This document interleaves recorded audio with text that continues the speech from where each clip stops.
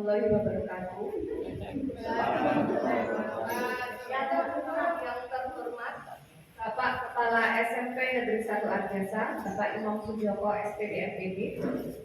Yang saya hormati Bapak Ibu Guru dan staf PU SMP Negeri 1 Arjasa. Pertama-tama, marilah kita panjatkan puji syukur alhamdulillah karena atas limpahan kasih sayangnya kita bisa berkumpul di sini dalam keadaan sehat walafiat. Shalawat serta salam tidak lupa kita haturkan kepada Nabi Muhammad SAW. Semoga kelak kita mendapatkan syafaatnya. Amin. Amin.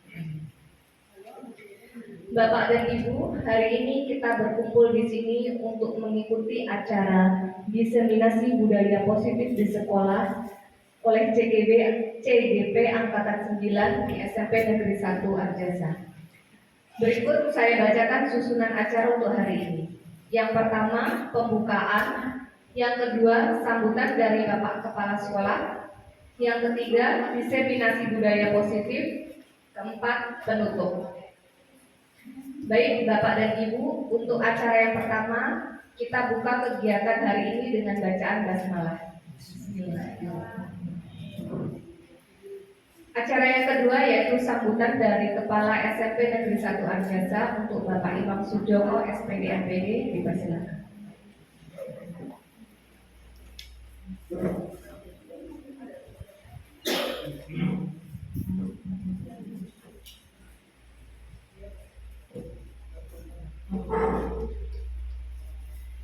Assalamualaikum warahmatullahi wabarakatuh.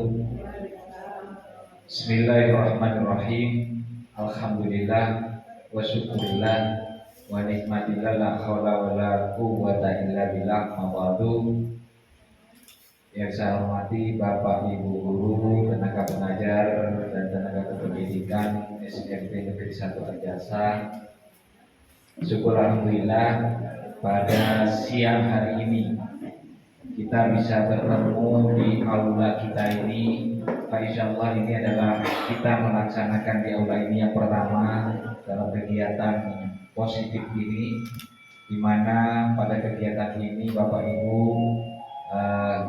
kita selaku tenaga pendidik dan juga selaku pendidik di SMP 1 Arjasa untuk belajar bersama-sama, di mana dua di antara teman kita ini, Ibu Ratna dan Bapak Prihartono, terjaring sebagai guru penggerak, mana selama mengikuti pelatihan guru penggerak, insyaallah selama 6 bulan ke depan beliau akan mendapatkan pelatihan sebagai guru penggerak, dan juga diharapkan dari program guru penggerak angkatan ke-9 itu untuk bisa ditularkan ilmunya kepada Bapak Ibu semua termasuk saya. Terus terang kami sudah beberapa kali mengikuti, mendampingi beliau berdua ini dalam kegiatan sebagai guru penggerak, dan di sana Bapak Ibu banyak sekali ilmu-ilmu yang didapatkan dengan adanya kurikulum merdeka, di mana guru kita alhamdulillah kita beri semangat, kita beri support. Mudah-mudahan dua CGP ini nanti akan punya sertifikat lulus sebagai GP, guru penggerak. Sementara ini masih CGP, dan ini rangkaian-rangkaian yang diikuti dalam kegiatan-kegiatan itu salah satunya adalah hari ini diseminasi budaya positif di sekolah. Dan saya selaku pimpinan di sekolah mengharapkan tidak hanya pada dua orang guru ini, yaitu yang lain juga bisa mendaftarkan karena sudah dibuka linknya, yaitu CGP Angkatan ke-9. Saya harapkan muncul guru-guru penggerak lain di SMP 1 Arjasa ini, sehingga dengan adanya semakin banyak guru penggerak nanti akan membawa sekolah ini, sekolah SMP 1 Arjasa ini ke kemajuan yang lebih baik. Itu harapan saya. Kemudian yang ketiga, harapan saya juga Bapak Ibu semua yang bukan guru penggerak, yang senior-senior ini bisa mendukung dua orang ini untuk bisa mengembangkan ilmunya. Bahkan juga kita ambil ilmu-ilmu yang didapat di dalam pelatihan-pelatihan selama menjadi calon guru penggerak. Insya Allah sudah mendapatkan banyak ilmu Bapak Ibu. Nah, Bapak Ibu bisa bertanya, bisa sharing. Oleh karena itu salah satunya hari ini akan didiseminasikan kepada Bapak Ibu semua, dan Bapak Ibu semua bisa bertanya kepada dua orang narasumber kita dari calon guru penggerak ini. Kemudian Bapak Ibu juga saya ingatkan bahwasanya besok hari Kamis kita akan mengikuti kegiatan implementasi kurikulum Merdeka, di mana narasumbernya pun juga dari Dinas Pendidikan, narasumber guru penggerak juga beliau Bapak Sugiono. Sehingga Bapak Ibu nanti selama mengikuti kegiatan ini dan nanti ilmu-ilmu yang didapat dan diterapkan kepada anak-anak kita, pada anak didik kita, sehingga nantinya akan membawa perubahan. Ibu Ratna dan Pak Pri ini adalah agen perubahan pendidikan di SMP 1 Arjasa. Saya mengharap itu bisa membawa perubahan yang baik, yang lebih maju, baik berubah kepada anak didik yang menjadi objek kita, didikan kita, dan juga kepada Bapak Ibu guru yang menjadi mentor-mentor para anak didik kita, sehingga Bapak Ibu guru juga akan mengalami perubahan dengan adanya dua orang calon guru penggerak ini. Itu saja dari saya, kurang lebihnya mohon maaf. Wallahul muwaffiq ila aqwamit thoriq. Assalamualaikum warahmatullahi wabarakatuh. Waalaikumsalam warahmatullahi wabarakatuh. Baik, terima kasih untuk sambutannya Bapak Imam. Bapak Ibu, kami berdiri di sini, saya dan juga Pak Pri, bukan lebih pintar atau lebih pandai daripada Bapak Ibu. Sayangnya di sini Bapak Ibu banyak yang lebih pandai, banyak yang lebih pintar. Para senior-senior terutama pengalamannya sudah sangat banyak. Jadi di sini kami hanya ingin berbagi informasi apa yang telah kami dapatkan dari pendidikan guru penggerak yang kami jalani selama ini. Jadi di sini bukan wah Bu Ratna ini ahlinya atau Pak Pri ini ahlinya budaya, bukan. Jadi di sini kami pun juga belajar. Jadi mari kita sama-sama belajar biar bisa menciptakan budaya positif di sekolah. Kalau selama ini kita belum melaksanakannya, ya kita mulai pelan-pelan gitu Bapak Ibu ya. Baik. Ya. Acara selanjutnya yaitu acara inti diseminasi budaya positif yang akan disampaikan oleh Bapak Prihartono dan saya sendiri, Bu Ratna Ayu Muslikanto. Baik, sebelum kita memulai acara inti Bapak Ibu ya, saya lihat kok ada yang sudah mulai mengantuk, mulai lemas. Mari kita ice breaking sebentar ya. Bisa berdiri Bapak Ibu semuanya.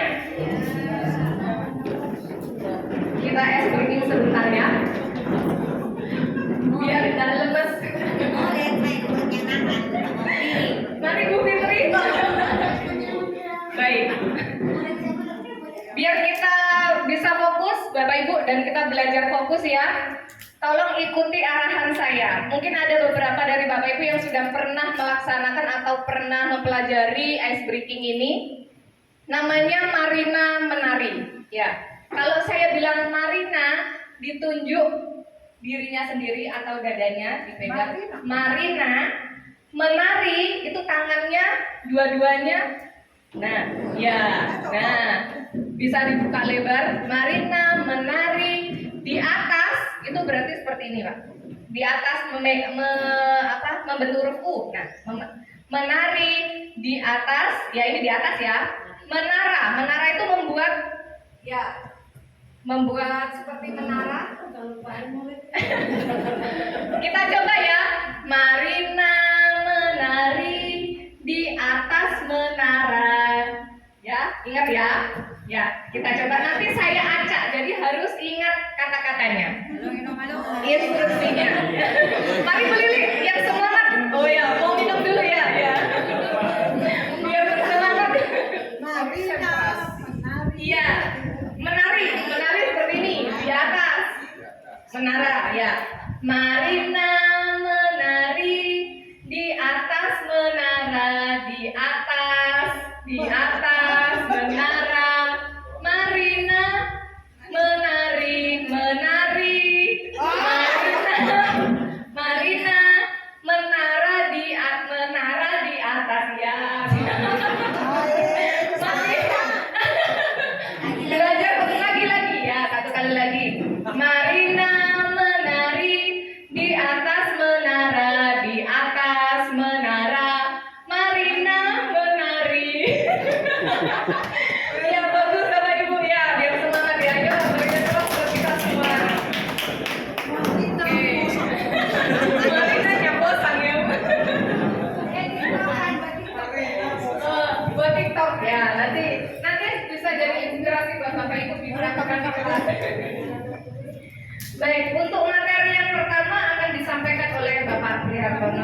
SPD, persilakan untuk beliau.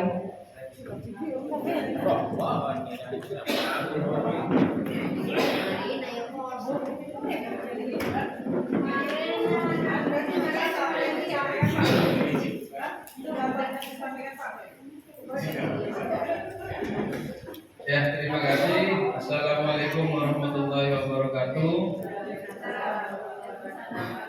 Mohon izin Bapak Kepala Sekolah dan guru kami berdua akan melakukan disiminasi budaya positif di SMP kita, yaitu SMP Doa Jasa.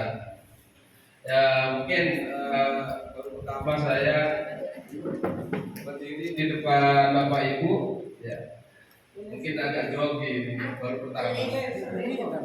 Ya sudah, kita masuk Bapak Ibu pada materi, yaitu kita awali dari pertanyaan normatif dulu. Nah, ini setuju atau tidak setuju? Belum. Yang pertama, hukuman dapat mendisiplinkan anak. Ini untuk Bapak Ibu setuju atau tidak? Setuju ya. Tidak ada kewajiban untuk memaksa untuk menjawab, terserah Pak Ibu.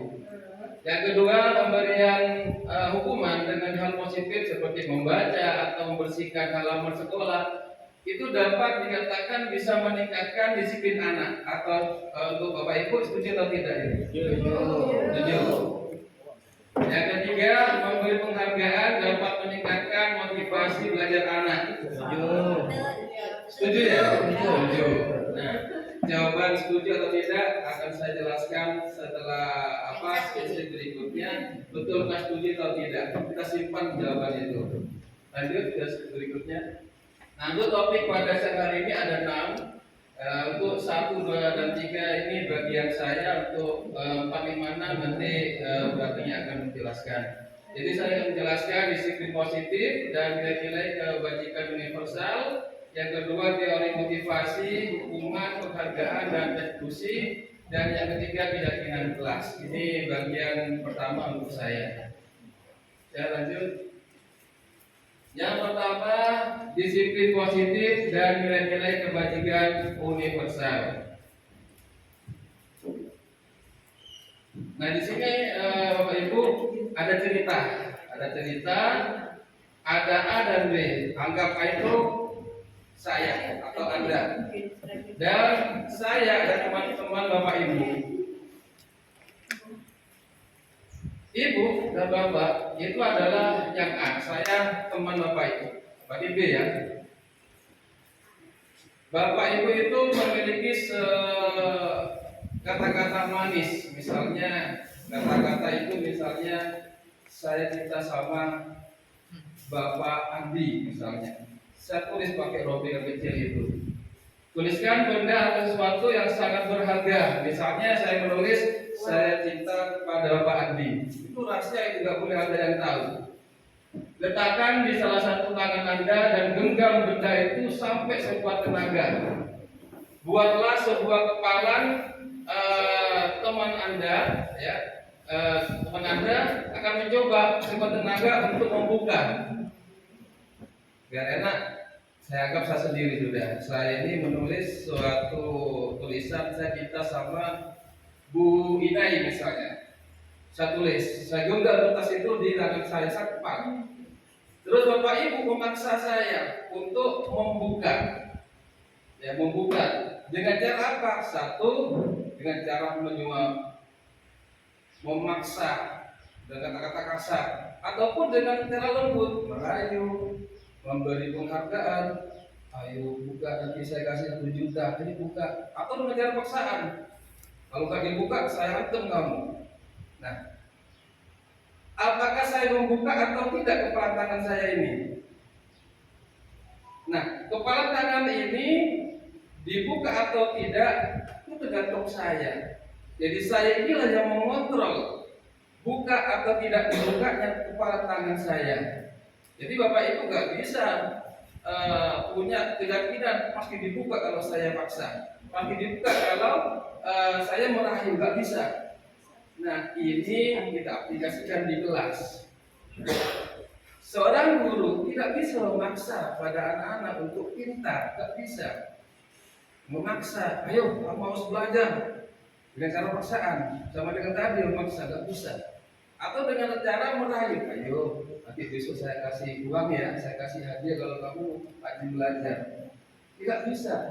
Seandainya saya bisa membuka kepala ini karena saya mengizinkan tangan saya untuk membuka, bukan karena paksaan atau rayuan, karena murid itu mengizinkan untuk guru, ya untuk saya akan ikut berita ibu. Itu karena siswa itu mengizinkan dirinya untuk mengikuti syarat ibu bapak. Nah itu yang pertama. Yang seterusnya, nah dugaan juga Anda tahu bapak ibu, ini kok gak enak kalau saya jadi bapak ibu ya. Anggap saya mengaplikasikan ilmu ini ya, bukan mengajari bapak ibu. Nah, di sini bapak ibu ada teori kontrol, ya di sini ada teori kontrol, kita memilih, ya. Biasanya saya masuk yang mana? Seorang guru ini memiliki ilusi atau dugaan yang dianggap betul, sebenarnya itu salah. Misalnya guru itu mengontrol murid. Guru itu mengontrol murid, misalnya kalau namanya kontrol itu dari gerak-geriknya itu diawasi. Coba itu sepertinya nggak pakai sepatu itu, diawasi terus, itu kontrol namanya. Nah, kontrol seperti ini menganggap akan menjadi siswa itu akan berubah menjadi disiplin, belum bisa. Kenapa? Mengontrol itu sama saja dengan memaksa. Itu hanya anggapan ilusi saja. Contoh lagi yang kedua, ilusi bahwa dengan adanya kritikan membuat orang salah dapat menguatkan karakter.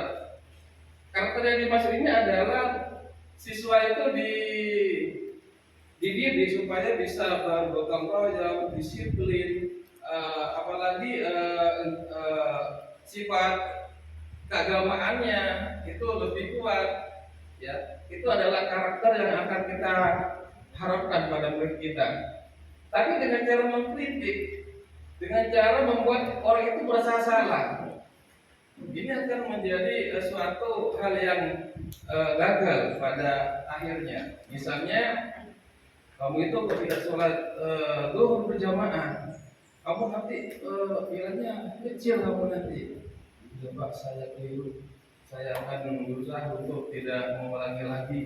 Akhirnya siswa itu kecenderungan kalau secara jangka pendek mungkin ya Pak saya akan merubah. Jangka panjang dia menyadari, saya kok malu ya, guru membuat saya ini malu. Kenapa? Dia itu mengkritik secara langsung ke hatinya. Ini bisa saja nanti timbul rasa negatif pada guru itu. Yang kedua, yang ketiga, ilusi bahwa semua penguatan positif efektif dan bermanfaat. Penguatan positif ini maksudnya bagaimana kedisiplinan siswa itu tambah lama tambah bagus. Sudah itu ada tugas mengerjakan. Yang penting semuanya yang positif.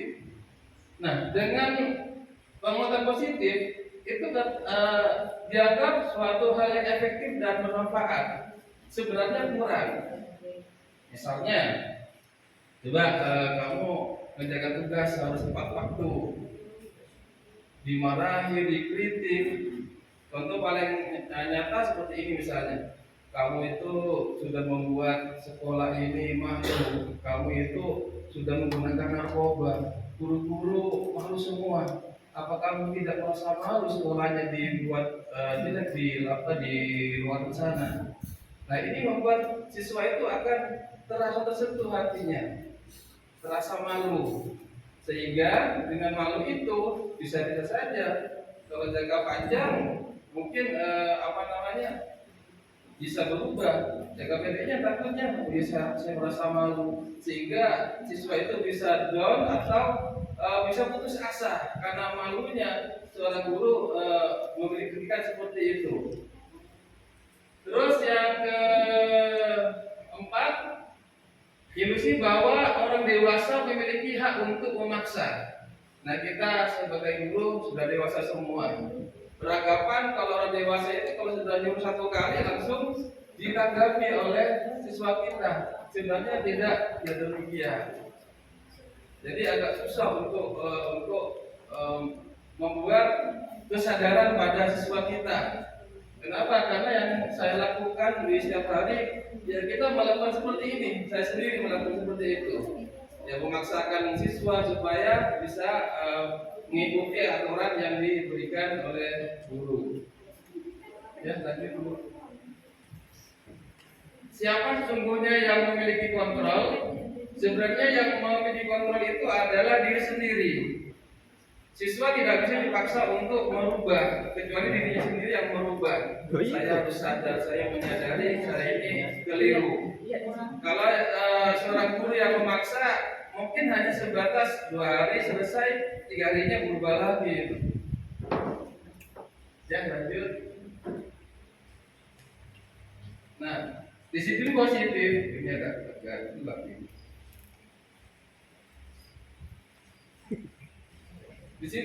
Disiplin positif, ya. Yang pertama di sini jelas Bapak Ibu ya. Anda tidak bisa mengontrol orang lain, hanya Anda yang bisa mengontrol diri Anda. Ini jelas bahwasanya perubahan pada siswa itu tidak bisa dipaksa oleh orang manapun, harus dari diri sendiri bisa berubah. Terus di sini ada 5 posisi kontrol. Mengontrol siswa, ya. Kontrol itu berarti kita melakukan sesuatu pada siswa kita. Yang pertama, penghukum. Seorang guru kalau melakukan sifatnya sebagai penghukum, maka siswa tidak akan berubah. Misalnya, penghukum ini seorang guru melakukan tindakan yang membuat siswa itu merasa bersalah, ya, merasa salah terhadap keyakinan atau kelakuan yang dilakukan oleh siswa itu, sehingga dia dihukum oleh seorang guru. Sebenarnya dengan menghukum siswa itu mungkin jangka pendeknya siswa langsung berubah, tapi jangka panjangnya siswa itu bisa berubah, bisa menjadi pendendam pada guru itu. Itu penghukum. Terus yang kedua, membuat merasa bersalah. Seorang guru dengan kata lembut bisa saja dia melakukan kata-kata yang membuat siswa itu merasa bersalah. Misalnya, nak, kamu kenapa tugas matematika tidak dikerjakan? Sudah lima pertemuan, ya. 5 pertemuan tidak mengerjakan tugas ini. Kamu tahu tidak? Ibu sudah atau bapak sudah berusaha untuk lebih dekat pada misalnya Ismail. Tapi kenapa Ismail kok tidak mau mengerjakan tugas? Ibu kecewa sama Ismail.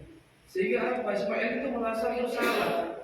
Kalau bersalah misalnya langsung menyadari dia salah, enak. Takutnya nanti merasa malu sama guru itu, akhirnya tidak mau ketemu sama guru itu lagi karena terlalu menusuk hatinya. Terus yang ketiga, guru itu sebagai teman. Sebenarnya kalau guru itu sebagai teman, sehingga anak-anak itu dekat dengan guru tersebut.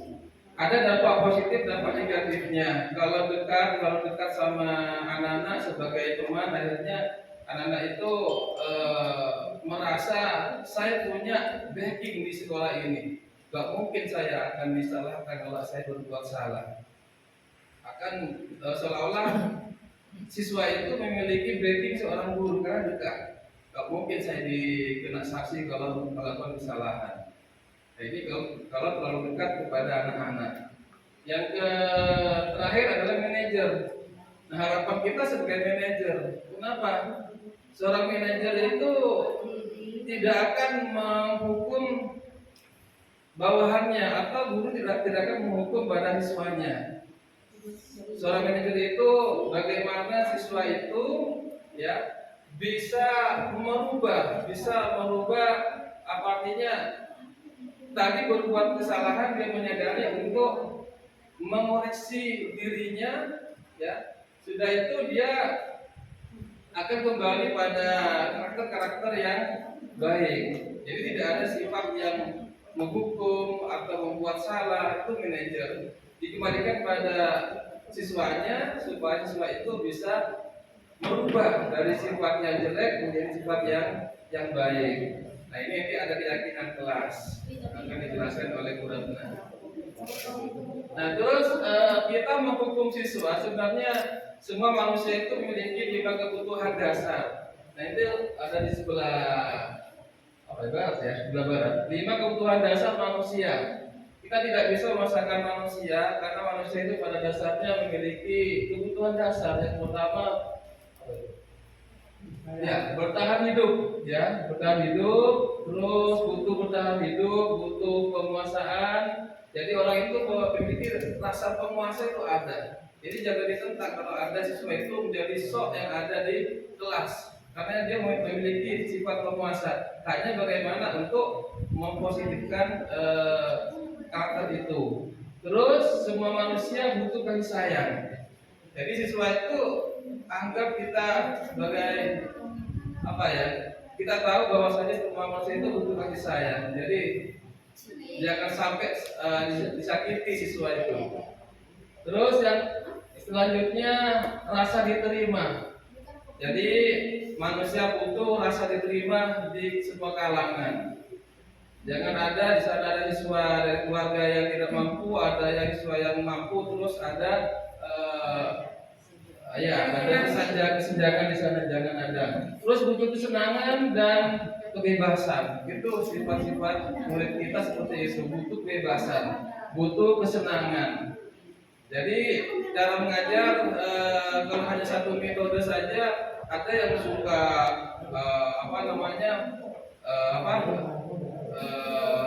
menggunakan pelajaran yang A, yang B atau yang C. Jadi jangan monoton itu.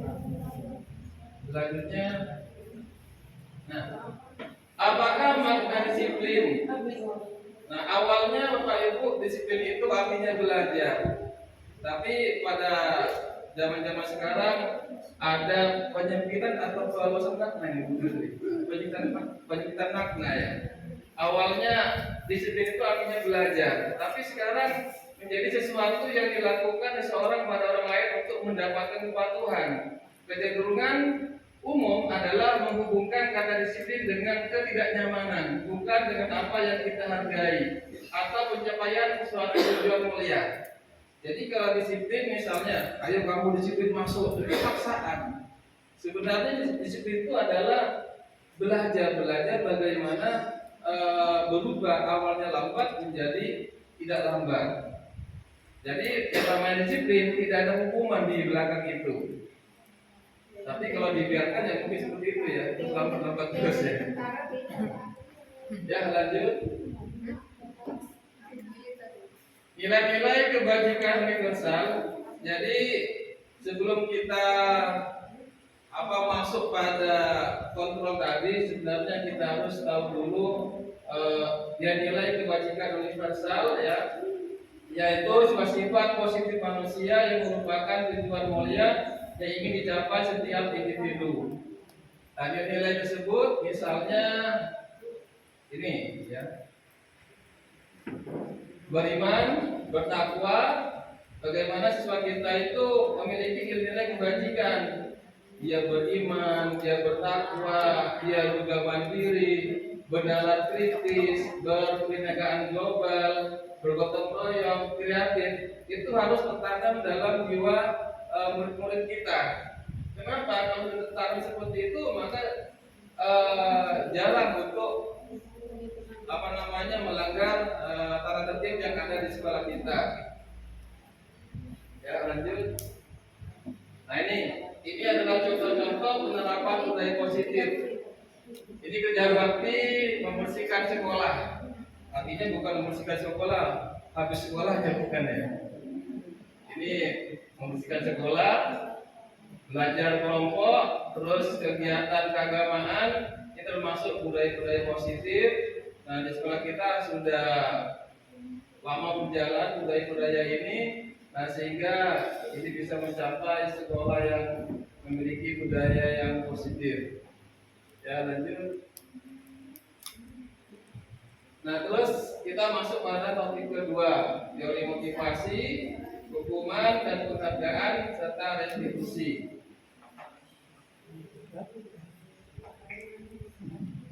Nah, di sini ada suatu pertanyaan. Apa yang akan terjadi apabila saya tidak melakukannya?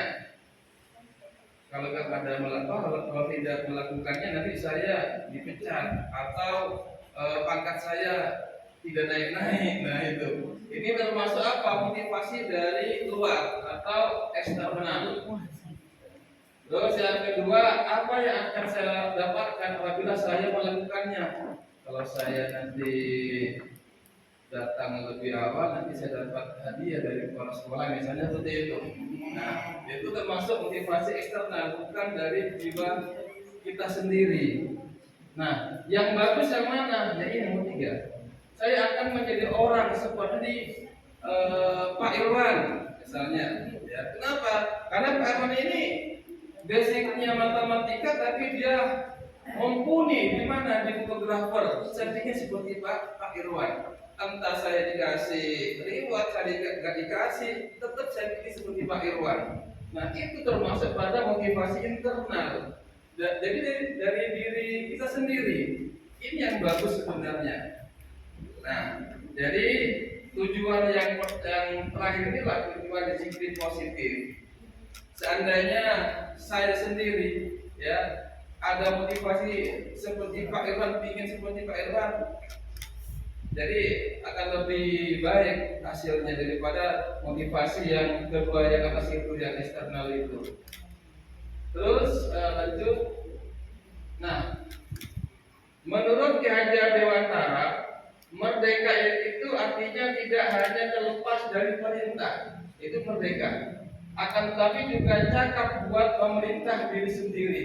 Jadi merdeka itu tidak hanya cakap ke orang lain, tapi ke diri sendiri harus bisa diperintah. Jadi di sini menghilangkan egoisme seseorang atau diri sendiri. Ya, lanjut. Nah, di sini suatu penghargaan dapat dikatakan suatu hukuman ini ya. Dihukum oleh penghargaan. Ini bisa dilanjutkan. Nah, ini.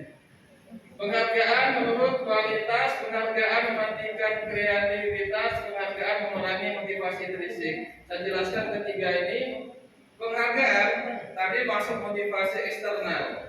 Jadi seandainya saya nanti datang pagi sebelum jam 6:30 sampai sekolah, saya nanti mendapat penghargaan.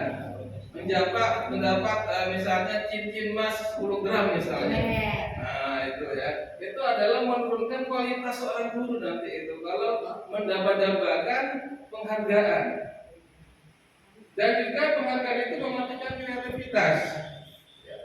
Misalnya dengan penghargaan saya lebih giat, gak ada penghargaan gak giat, akhirnya apa? Mematikan kreativitas.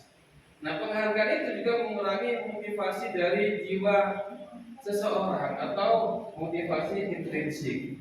Jadi penghargaan bisa dihapus, bisa tak? Gak dihargai jadinya ya. Ya, lanjut Bu Ratna. Nah, bentuk-bentuk program kebajikan atau apresiasi atau pengakuan penghargaan, apresiasi itu penghargaan. Beri pengakuan secara khusus. Ini ada kebajikan yang khusus ya. Terus diberi pengakuan secara pribadi. Beri pengakuan kepada semua murid atau bergantian. Jadi kalau perhatian kepada murid jangan secara global, tapi satu persatu itu lebih mengena pada jiwa murid kita. Beri pengakuan secara konsisten. Jadi pengakuan itu jangan pada saat itu siswa jadi yakin, besoknya yang memberi pengakuan berubah sehingga tidak ada konsistennya. Fokus pada proses. Ya, lanjut. Nah ini contoh saja ya pengakuan. Misalnya kemarin saya perhatikan ya nilai kebijakannya saya tepati besar sekali. Ini terjadi pada saat menolong murid baru di kelas kita. Ya lanjut.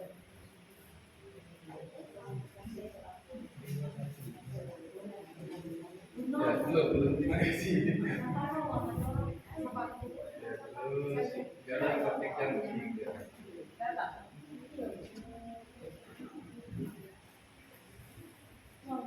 Nah ini ya tindakan guru. Nah di sini tindakan guru ini apakah masuk hukuman atau konsekuensi? Sebelum masuk ke pilihan itu saya jelaskan dulu. Hukuman itu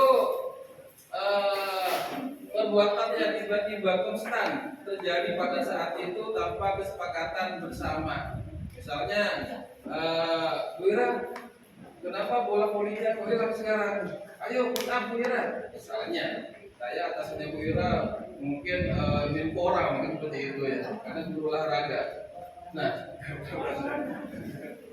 Nah, itu adalah hukuman tanpa ada kesepakatan loh. Pak, saya kok disuruh satu hukuman. Tapi kalau konsekuensi itu ada suatu pertemuan ya dari Menpora dengan guru olahraga se-Indonesia. Kalau guru olahraga se-Indonesia menghilangkan bola, ya salah satu contoh bola, maka hukumannya ya hukumannya, tapi konsekuensinya pangkat akan diturunkan. Setidaknya itu antara hukuman dan konsekuensi, bedanya seperti itu. Jadi intinya hukuman itu tiba-tiba, konsekuensi itu kesepakatan yang sudah terjadi antara si A dengan si B, guru dengan siswa. Nah sekarang pertanyaannya begini, nanti Bapak Ibu mau menjawab ini, jawabnya di sebelah kanan, kiri ya, sebelah kiri ya.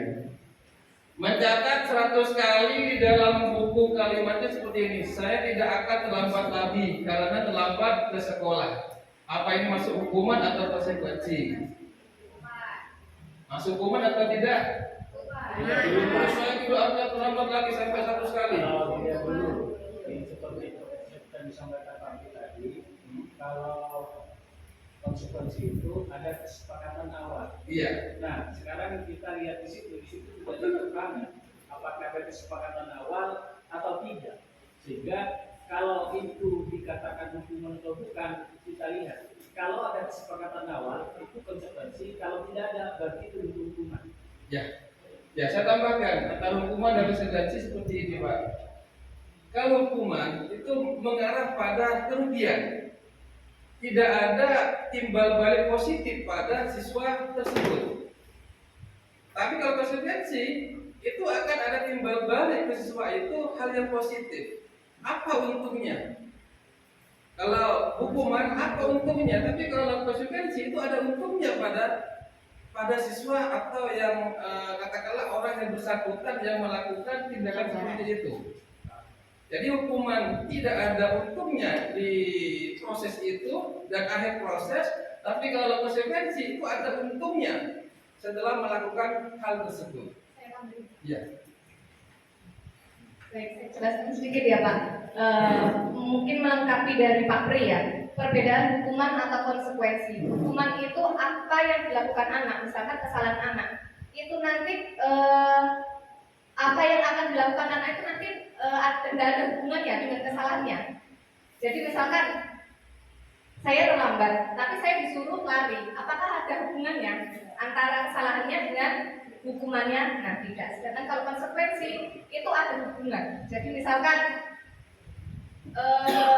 saya terlambat, saya nanti konsekuensinya saya terlambat 15 menit untuk masuk sekolah. Konsekuensinya nanti saya 15 menit menggantikan saya terlambat tadi, saya akan pulang 15 menit lebih lama. Seperti itu perbedaan dari hukuman dan konsekuensi. Jadi kalau hukuman itu memang tidak ada hubungan dengan kesalahannya. Apa yang akan dia terima nanti tidak ada hubungan dengan apa yang dia lakukan. Sedangkan kalau konsekuensi itu ada hubungan.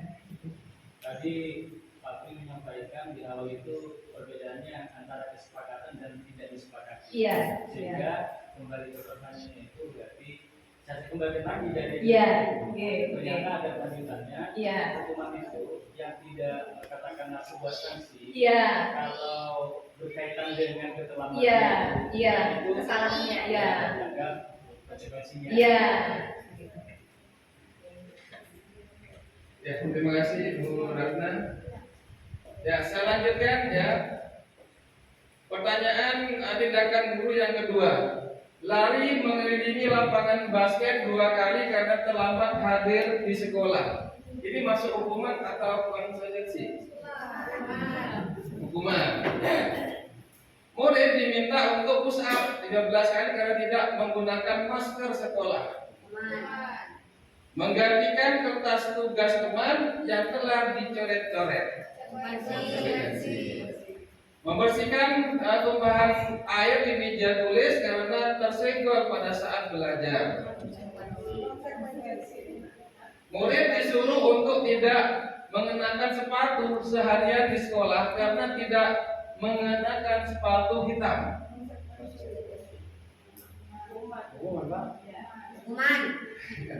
Lari mengelilingi lapangan basket 2 kali karena terlambat 10 menit untuk pelajaran PJOK. Apa tuh Ibu? Konsekuensi. Ya, betul. Ini sudah keduluan ini. Ya.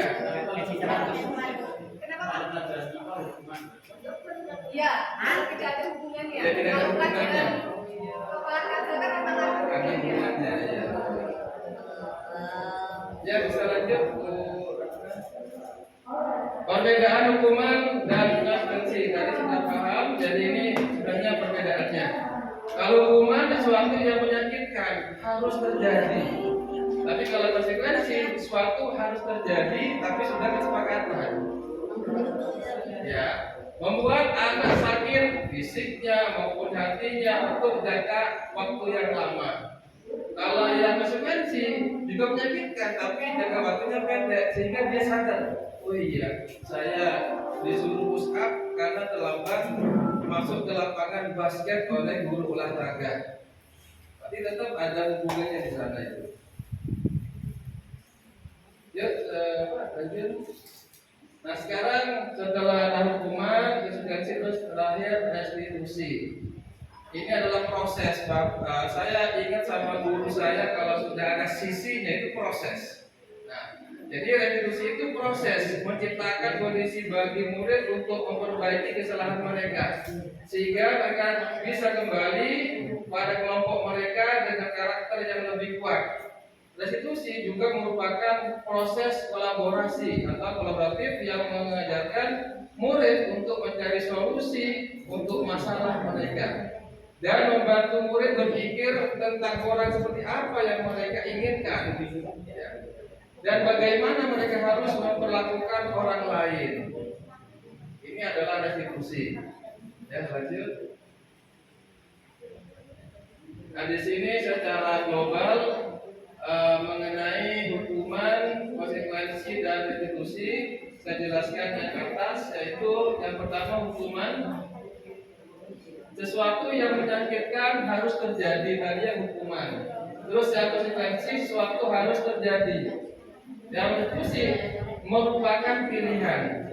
Jadi restitusi itu pilihan. Jadi artinya pilihan itu apa namanya? Siswa itu memilih bagaimana menyelesaikan permasalahan sendiri. Dengan cara apa? Dengan cara memilih. Misalnya seperti ini. Ada satu kejadian, misalnya Andi bertengkar dengan Novi, misalnya. Ulang aja, jangan cewek ya. Andi bertengkar dengan Ismail. Nah, dia saling narik-narik bajunya. Ya, nah sebenarnya awalnya itu Ismail yang keliru, Andi itu diam saja. Nah karena dia terlalu emosi, ya Ismail itu menarik baju Andi, akhirnya copotlah kancing baju Andi tersebut. Andi diam saja. Karena apa? Karena dia tidak bersalah, dia diam saja. Nah, si Ismail itu sudah melukai hati si Andi. Kenapa? Bajunya kancingnya lepas. Nah, akhirnya ada yang melaporkan ke guru BK, namanya Bu Ratna, guru BK-nya. Ya. Nah, Bu, Ismail membuat kancing bajunya Andi lepas, Bu. Loh, kenapa? Ismail apa namanya, emosi tadi waktu olahraga jamnya Bu Ira itu lambat, akhirnya emosi dilampiaskan ke Andi. Akhirnya akhir sini dipanggil namanya Ismail sama Andi. Andi, kamu kenapa? Bajunya kancingnya 3 tuh pas semua. Iya Bu, tadi saya diam-diam didatangi oleh Ismail. Tiba-tiba Ismail dengan wajah yang kusam, yang sangat emosi, tiba-tiba ditarik baju saya. Bu, loh, kenapa ditarik? Ismail, kenapa kok ditarik bajunya Andi? Iya Bu, tadi saya emosi Bu, waktu saya lambat olahraga, saya suruh push up sama Bu Ira misalnya. Bu Ira itu sama Pak Ira tadi jadi contoh terus ya. Nah, akhirnya apa? Si Ismail itu menceritakan dia galau. Nah, terus bagaimana Ismail? Ini sebagai manajer di sini guru, bukan penghukum, bukan pembuat salah, bukan sebagai teman, bukan, dan sebagai manajer. Ismail, coba ceritakan kenapa baju Andi kamu dirobek, ditarik sampai copot itu. Iya Bu, tadi saya itu emosi yang mulai pagi sampai siang dia hilang-hilang. Kenapa paginya? Ya tadi itu saya merasa kecewa, saya suruh pusat sama Bu Ira. Kenapa kok suruh pusat? Ya saya lambat ya. Nah, tidak. Ini Ismail. Setiap siswa itu pasti melakukan kesalahan. Nah, kata-kata ini bukan menyakitkan apa, memojokkan Ismail. Jangan seperti ini. Kamu Ismail, kamu tahu enggak itu namanya baju itu mahal. Jadi seorang guru tidak seperti itu. Jadi anggaplah kalau Ismail yang salah, bagaimana Ismail itu merubah kesalahannya menjadi hal yang apa, merubah kesalahannya menjadi hal yang positif nantinya. Contoh ya, Ismail sudah tapi paham apa yang kamu, jiwamu lagi kecewa. Nah sekarang setiap orang Ismail pasti melakukan hal-hal yang sakit hati atau dendam, tapi menyadari itulah manusiawi. Nah sekarang bagaimana Ismail bajunya Andi ini kalau Andi pulang nanti gimana ibunya? Ya Bu Ratna, saya akan menjahit apa kancing yang lepas miliknya bajunya Andi. Kamu tahu nggak cara menjahitnya? Itu Bu Ratna saya nggak bisa menjahit. Ya sudah, saya panggil Bu Haji Lili ya, itu ahli menjahit. Ya dah, kamu nanti diajari oleh Bu Haji Lili untuk menjahit kancing yang lepas itu. Nah, ya saya sanggup Pak. Dah. Nah dari peristiwa ini Ismail itu memang salah, tapi dia tidak kecewa dengan Bu BK atau Bu Ratna. Kenapa? Karena Bu Ratna sebagai guru BK menyadari manusia seperti itu, ya. Jadi manusia itu kadang-kadang emosi, ya. Jadi Bu Ratna itu mengajari Ismail merubah dari hal-hal yang negatif menjadi hal yang positif. Apa positifnya? Ismail tadi itu awalnya nggak bisa menjahit akhirnya. Dengan cara apa? Dengan cara bantuan dari Bu Haji Lili yang pintar menjahit, yaitu menjahit kancing dari baju si Andi. Nah Andi juga tidak kecewa lagi, tidak bingung. Kenapa? Karena bajunya sebelum pulang sekolah kancing sudah terpasang semua. Jadi agar Andi dan Ismail bisa merangkul lagi, jadi persahabatan kembali di ruangan itu. Jadi jangan memojokkan siswa pada waktu dia bersalah. Kamu itu nanti gimana kalau nanti ibunya marah-marah ini? Jadi tidak ke arah itu. Jadi itulah diskusi seperti itu. Jadi inti dari restitusi ke arah itu. Ya tidak memojokkan siswa yang bersalah, tapi bagaimana kesalahan itu dirubah, ya, sehingga Ismail tadi itu menyadari kesalahannya dan ingin merubah ke hal-hal yang baik dan akan kebaikan Ismail itu akan diperoleh sehingga Ismail bisa kembali ke teman-temannya untuk berbaur kembali. Ya, lanjut. Nah, ini 9 ciri-ciri restitusi, ya. Bukan untuk menebus kesalahan, namun untuk belajar dari kesalahan. Ismail belajar dari kesalahan tadi. Saya tidak boleh emosi sehingga menarik baju seseorang. Memperbaiki hubungan. Tadi ada hubungan baik sudah setelah selesai dijahit yang namanya kancing tadi. Ada tawaran bukan paksaan. Ayo Ismail, kamu bagaimana solusinya untuk menyelesaikan baju Andi yang copot tadi? Saya ingin menjahitnya, Bu, tapi saya nggak tahu cara menjahitnya. Ya, saya bantu dengan cara kamu dekati baju diri untuk belajar cara menjahit kancing itu. Itu tawaran. Sudah itu restitusi menuntut untuk melihat ke dalam diri. Oh ya, saya tadi keliru tadi. Seandainya saya tidak emosi, tidak mungkin saya menarik baju si Andi itu. Restitusi mencari kebutuhan dasar untuk mendasari tindakan. Kebutuhan dasarnya apa tadi itu? Ya, jadi Ismail tadi tidak tahu tentang bagaimana cara menjahit dari kancing yang lepas. Dia butuh sebuah ilmu tentang ilmu menjahit. Dan restitusi diri adalah cara yang paling baik dan seterusnya ya sampai bawah ya. Yang lanjut. Nah, terus yang ketiga terakhir keyakinan kelas. Ini akan lebih banyak dijelaskan oleh Dokter nanti. Yang lanjut.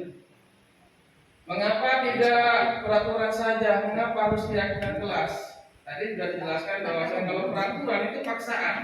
Tapi kalau keyakinan kelas itu kesadaran dari siswa tersebut untuk berubah. Contoh, mengapa kita memiliki peraturan harus menggunakan helm bila mengendarai kendaraan roda 2?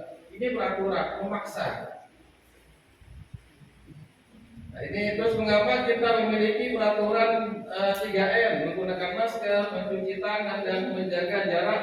Ini peraturan. Kadang-kadang peraturan ini sering tidak dilaksanakan. Kenapa? Karena peraturan ini identik dengan pemaksaan. Tapi kalau sudah ada keyakinan dari diri sendiri, oh iya, kalau saya tidak pakai helm, bagaimana kepala saya nanti kalau jatuh, apakah pecah nanti? Itu namanya keyakinan dari diri sendiri, bukan suatu peraturan yang dibuat. Itu adalah perbedaan peraturan dengan keyakinan. Karena ini di kelas, maka keyakinan kelas. Misalnya, ayo kamu Pak, kalau nggak pakai sepatu, nanti saya rampas sepatunya misalnya.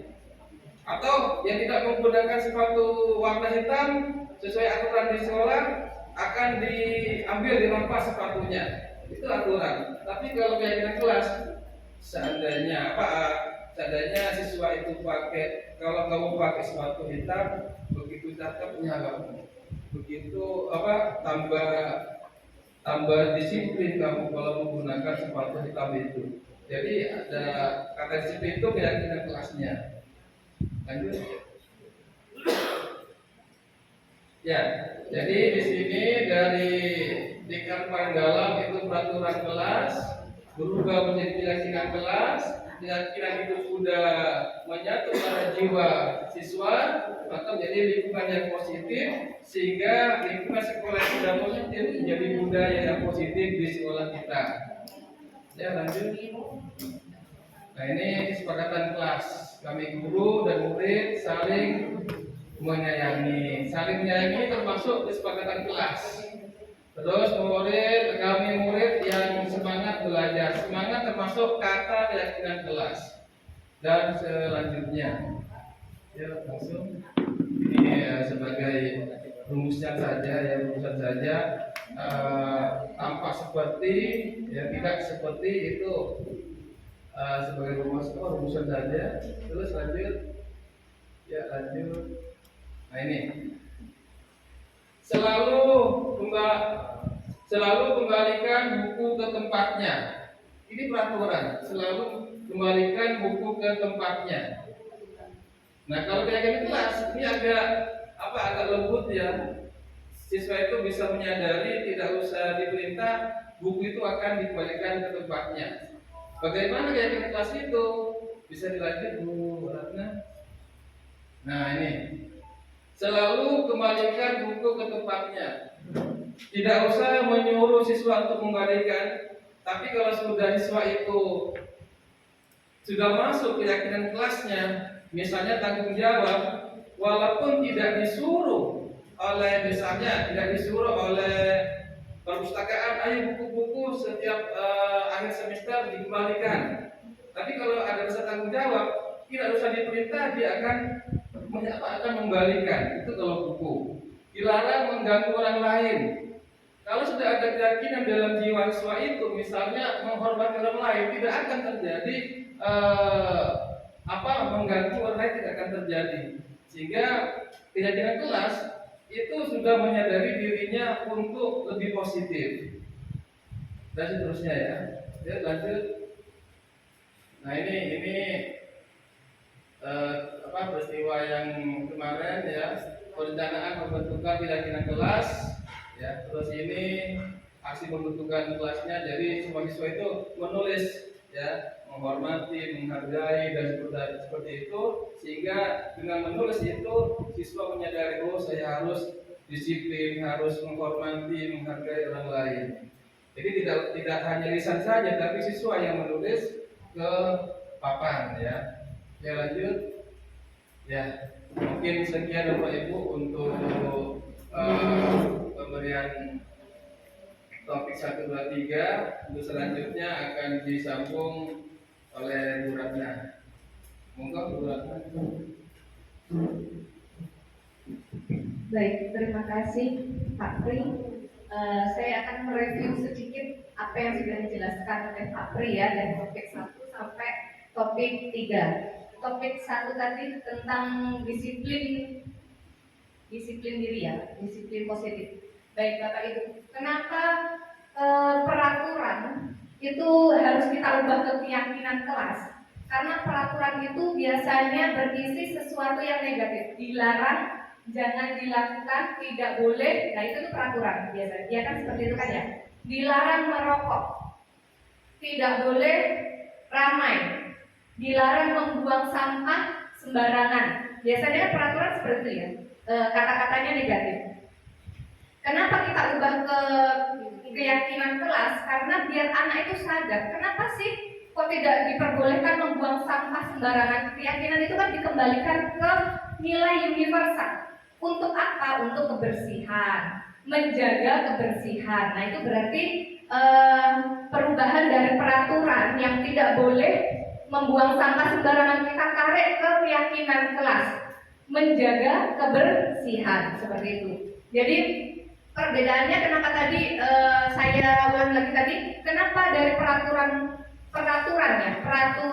sekolah itu kan yang membuat biasanya Bapak Ibu guru atau komite ya, sedangkan siswa tidak dilibatkan. Dari peraturan sekolah itu nanti bisa dikembangkan ke keyakinan kelas. Nanti Bapak Ibu bisa melaksanakannya di kelas masing-masing. Jadi Bapak Ibu nanti akan membuat keyakinan kelas sendiri-sendiri. Jadi kita mulai dari diri kita sendiri.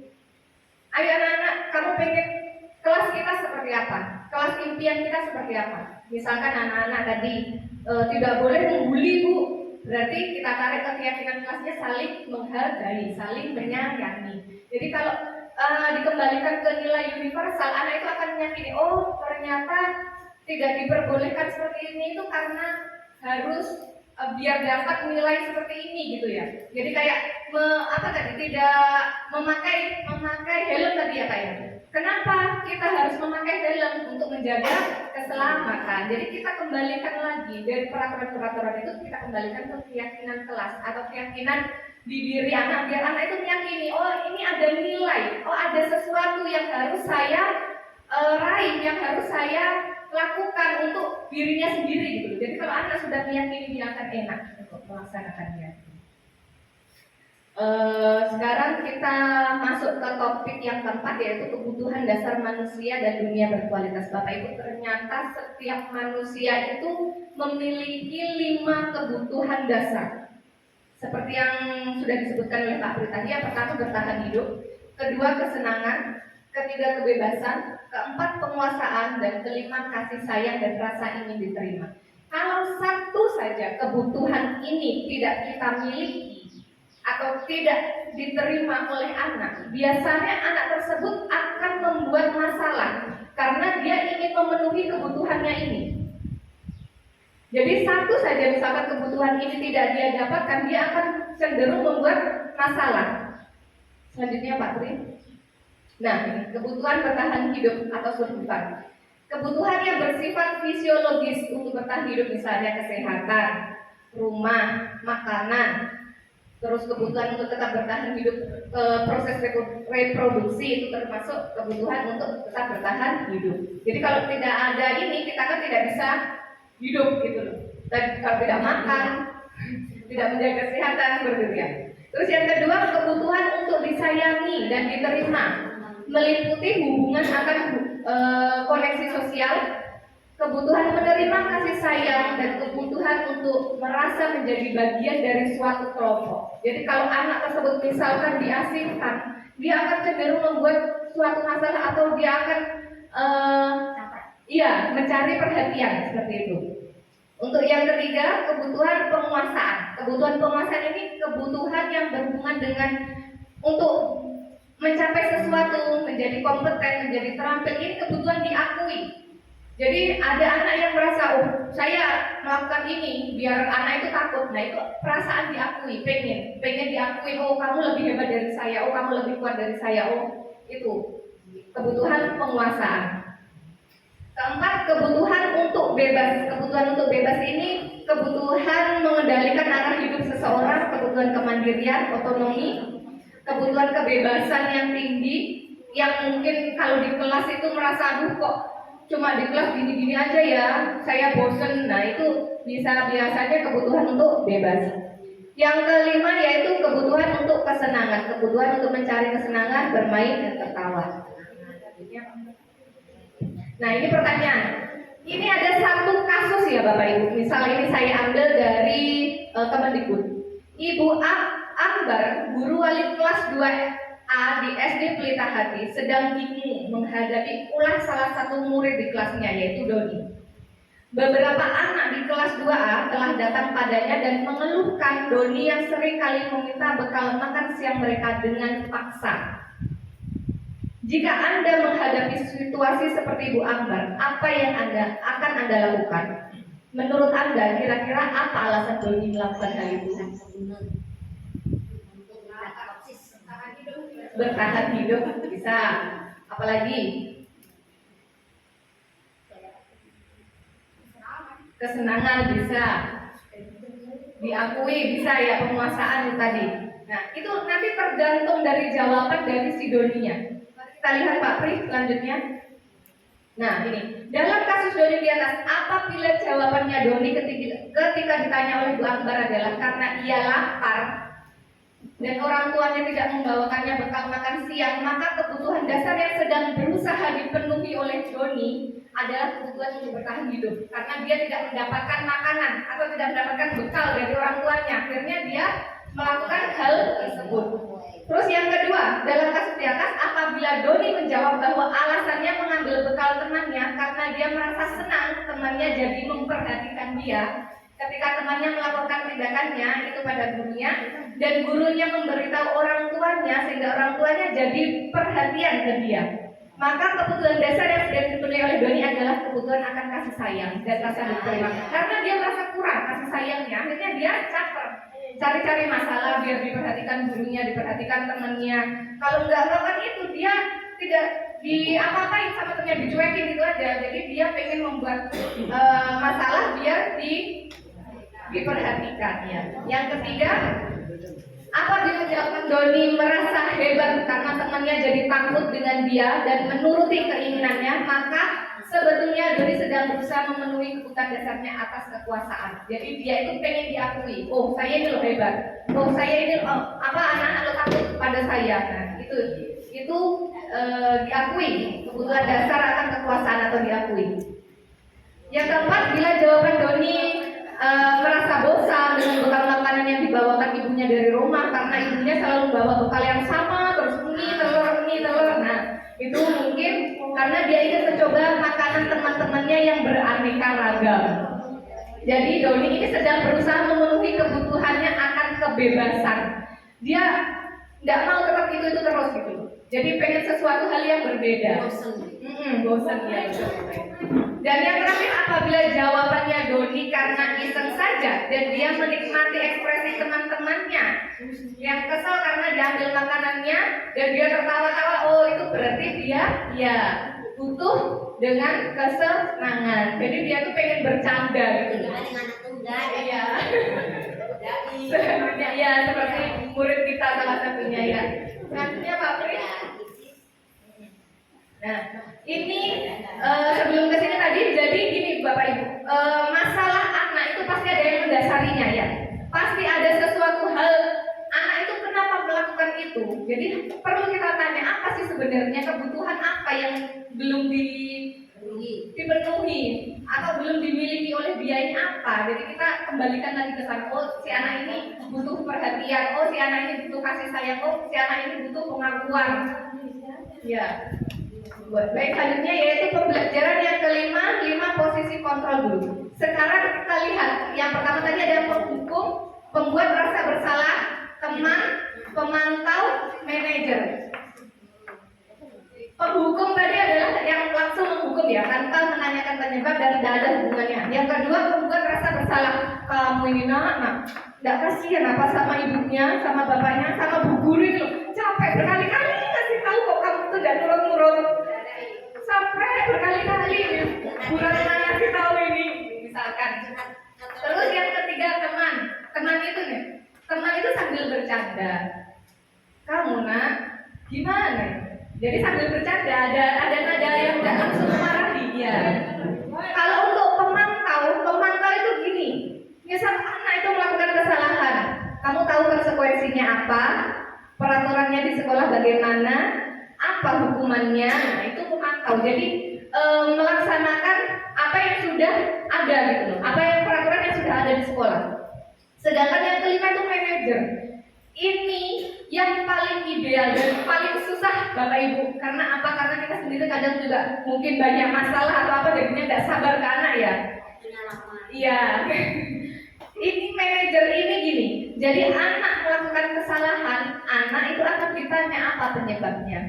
Jadi kita cari tahu dulu kebutuhannya itu apa. Setelah itu dia akan divalidasi. Kamu kesalahannya seperti ini, benar apa enggak? Sesuai enggak dengan peraturannya? Sesuai enggak dengan keyakinan kelasnya?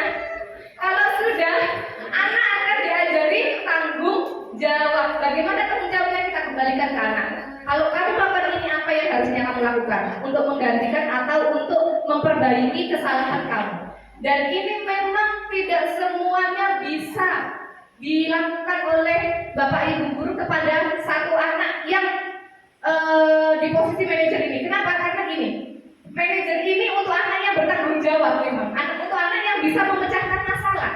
Untuk anak yang bisa mengerti, oh saya harusnya ke sini, harusnya nilai ini yang saya sepakati atau nilai ini yang saya yakini.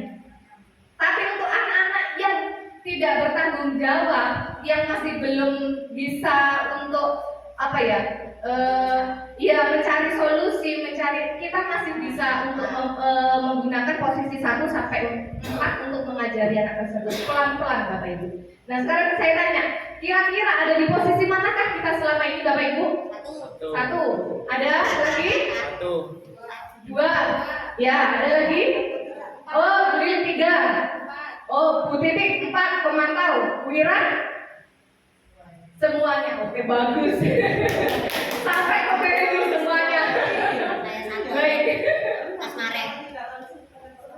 Iya, pasti. Ini pasti. Semua ini pasti kita langsung. Makanya nanti suatu saat Bapak Ibu kita diharapkan semuanya jadi ke posisi yang manajer.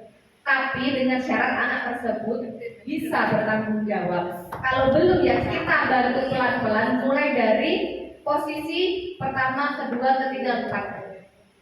Selanjutnya. Nah ini 5 posisi kontrol. Tadi disebutkan ya motivasinya itu tadi ada 3 ya, motivasi ekstrinsik karena menghindari hukuman ya, atau menghindari sebuah marah dari orang dari gurunya. Yang kedua karena hadiah, karena selalu diberi ini loh. Kamu kalau kamu melakukan ini kamu nanti dapat hadiah. Kalau nggak diberi hadiah akhirnya anak tersebut melakukan apa tidak? Tidak kan? Nah, kan akhirnya kan ketergantungan. Oh saya kalau nggak dapat hadiah ya udah kan males. Yang ketiga itu motivasi intrinsik dari dalam. Ini guru berbuat, kalau penghukum itu gini, menghardik, menunjuk-nunjuk, menyakiti, menyindir. Kalau untuk membuat rasa bersalah, berceramah dengan mengatakan seharusnya kamu itu tidak seperti itu, ibu kecewa kamu itu melakukan hal seperti itu membuat rasa bersalah. Kalau teman, ya kalau teman membuatkan alasan-alasan untuk muridnya, Ibu Lili ya tadi teman ya, kamu itu gini-gini ya, itu teman. Kalau pemantau itu menghitung dan mengukur, seperti yang saya sebutkan tadi, ini peraturannya, apa konsekuensi yang harus kamu terima. Sedangkan manajer itu mengajukan pertanyaan-pertanyaan Bapak Ibu, mengajukan pertanyaan pemantik yang bisa membuat dia, oh jawabannya ini loh, oh saya itu seperti ini loh. Guru berkata, penghukum kalau kamu tidak melakukannya, awas ya, rasakan sehat ya Bapak Ibu. Kalau membuat rasa bersalah, kamu seharusnya sudah tahu. Ibu lelah sekali mengatakannya, ibu ini stres ngadepin kamu satu orang aja itu di masalah aja. Yang ketiga, ini teman, ayolah lakukan demi ibu. Masa kamu tidak mau? Ibu tidak apa itu? Ingat tidak? Ibu pernah bantu kamu, ingat tidak?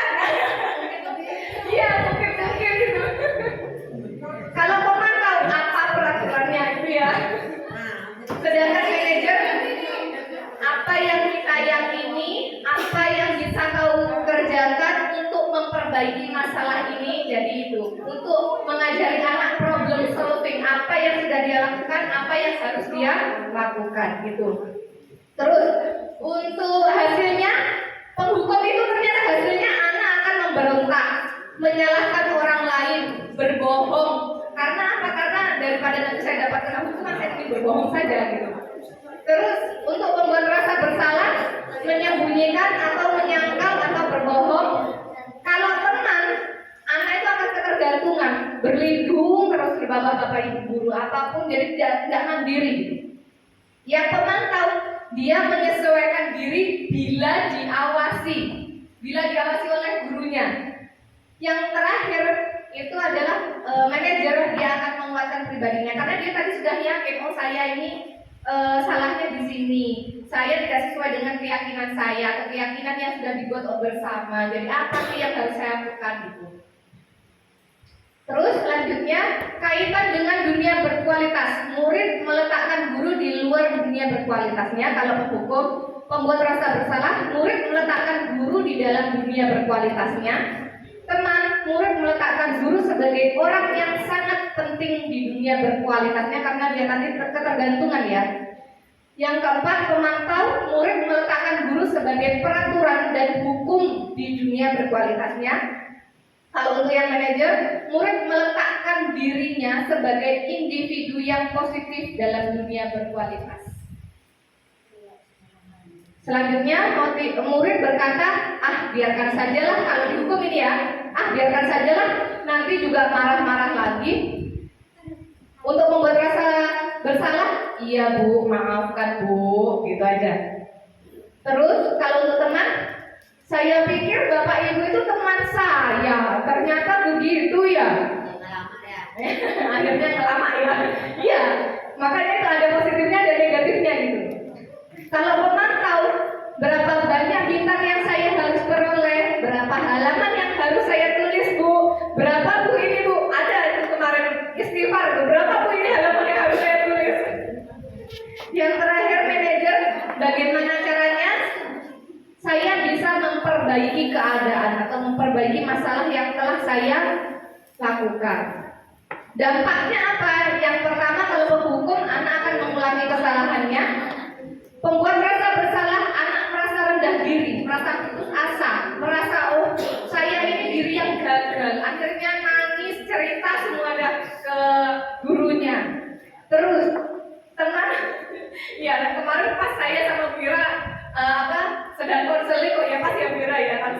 gitu. Merasa rendah diri anak-anak. Terus kalau dalam posisi teman, dampak pada muridnya itu anak lemah, tidak mandiri, tergantung.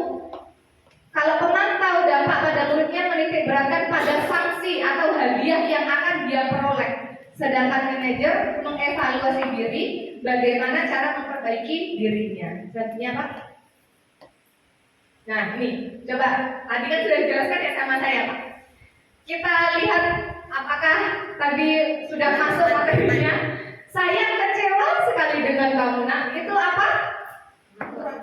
Pembuat rasa bersalah. Bu Ratna. Yang kedua, kamu tidak pernah benar melakukannya ya. Kamu itu loh tidak pernah benar melakukannya, selalu aja seperti itu. Iya, penghukum. Kalau ini, ayolah lakukan demi ibu atau bapak. Ya, teman. Yang keempat, obesi ya, ya betul. Apakah kamu mau mendapatkan stiker bintang hari ini? Ya. Bagaimana kamu bisa menyelesaikan masalah ini? Kamu ini ya selalu yang paling terakhir. Penghukum. Ya, coba kita lihat. Iya betul. Serasa untuk Bapak Ibu. Selanjutnya Pak. Ya sebelum melihat ini, coba keluarkan dulu Pak, ada sebuah video. Video bagus. Ini Bu,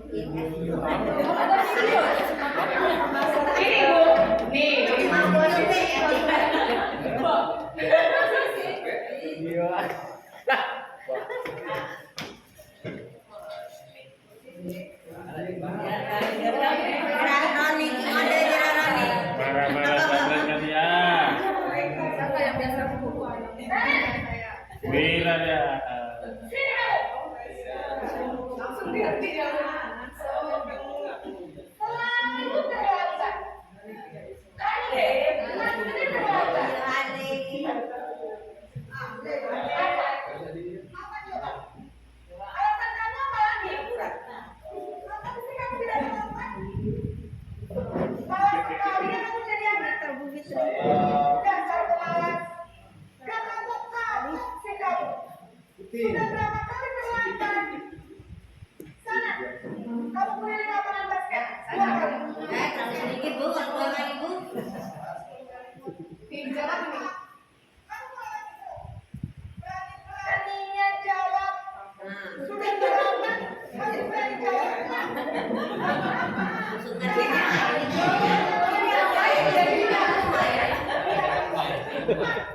Kita yang sama lapangan basket.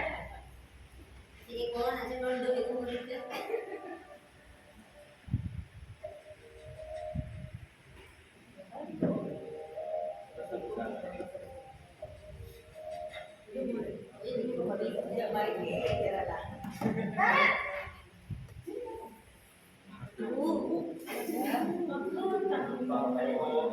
Naren, Naren. Kamu kenapa terlambat lagi, nak? Iya, Tuhan, Naren. Kamu senang ya bikin ibu susah ya? Kalau kamu terlambat lagi, nanti ibu yang ditegur bapak kepala sekolah, nak. Cek. Sampai ibu tidak bisa mengenang kamu. Cek. Gimana ini? Ibu berani dia. Bu Gusti Naren, Naren. Kamu suka ya kalau ibu ditegur bapak kepala sekolah? Suka Bu. Sekarang ibu harus tulis apa ini di buku absen? Ibu harus apa coba? Ya sudah, lain kali jangan bikin susah lagi anak ya. Ini tidak akan kuat lagi kalau kamu begini terus. Bisa jantungan kalau ibu ditegur bapak kepala sekolah.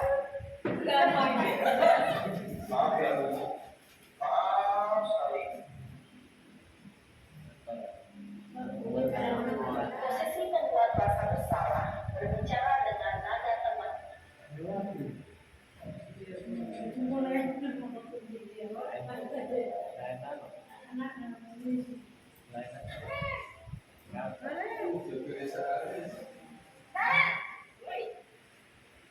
Sudah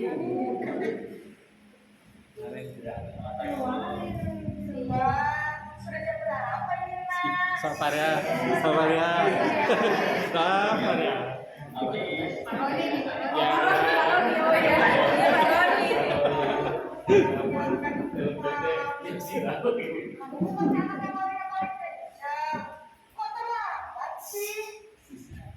Iya Bu, saya memang terlambat bangun tadi. Jadi biarpun saya lari kencang, tetap gak kekejar Bu. Ya sudah sana.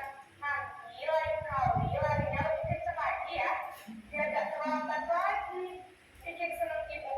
Sedih ibu. Bisa kan?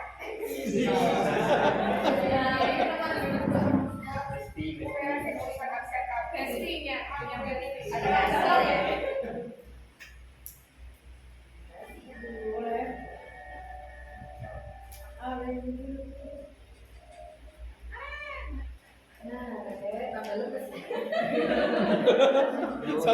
Sasa curug. Ih. Aduh. Kaso. Nah ya, apa peraturan sekolah kita tentang jam berapa kita harus masuk sekolah? Nah? Kita harus di sekolah jam 7 Bu. Iya betul. Sekarang sudah jam 7. Kalian sudah tahu konsekuensinya jika terlambat hadir. Paham Bu? Wih, Saya gila. harus tinggal kelas pas jam istirahat. Selama 20 menit. Iya benar, konsekuensinya demikian. Jadi nanti jam 9.30 pas istirahat, kamu harus tinggal di kelas, kerjakan tugas laporan untuk ketertinggalan kamu, ya. Baik Bu.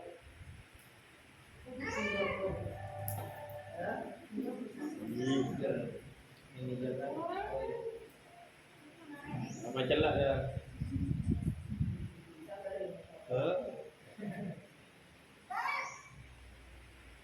Aduh, Bu.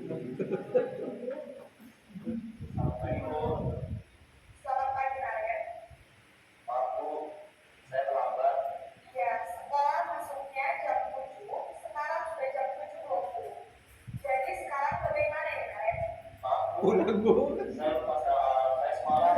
Baiklah, menurut kamu, keyakinan sekolah yang mana yang perlu kamu tingkatkan? Menghargai diri sendiri dan orang lain mungkin ya Bu. Setuju. Jadi, apakah Naren meyakini prinsip saling menghormati tersebut? Iya Bu, saya meyakininya. Apakah Naren bersedia melalui saling Ya tak ada. Ada tulisannya, adegan ini tidak harus ditiru.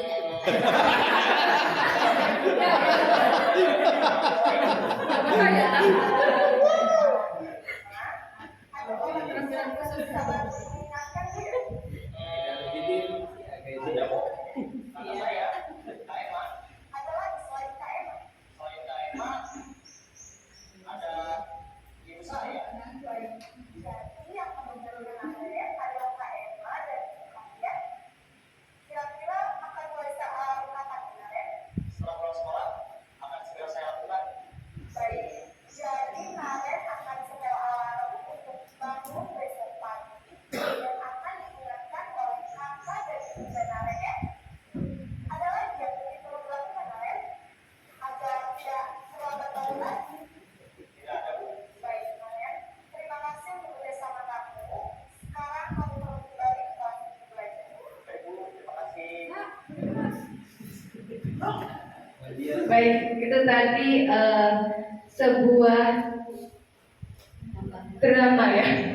Sebuah drama tentang 5 posisi kontrol seorang guru dari penghukum, iya, dari hukum, pembuat rasa bersalah, teman, terus apa tadi, manajer dan pemantau, iya, Bapak Ibu.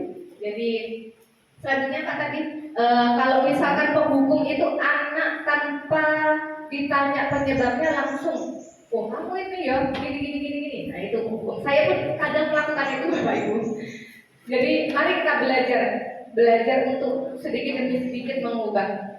Untuk yang kedua, membuat rasa bersalah. Aduh, kamu itu nak, tidak kasihan apa sama bapak ibu gurunya di sini. Nah, untuk teman seperti tadi ada kedekatan ya. Kalau untuk pemantau itu anak diajarin ini loh konsekuensinya, peraturannya kan seperti ini, kamu sudah melakukan hal ini, jadi apa yang harus kamu lakukan, konsekuensinya apa.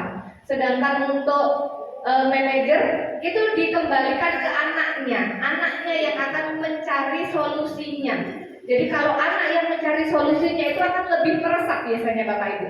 Kemarin saya cerita ya, kemarin ada satu anak kasus yang ketahuan merokok Bapak Ibu. Jadi saya kembalikan lagi, kenapa sih kok dilarang merokok itu?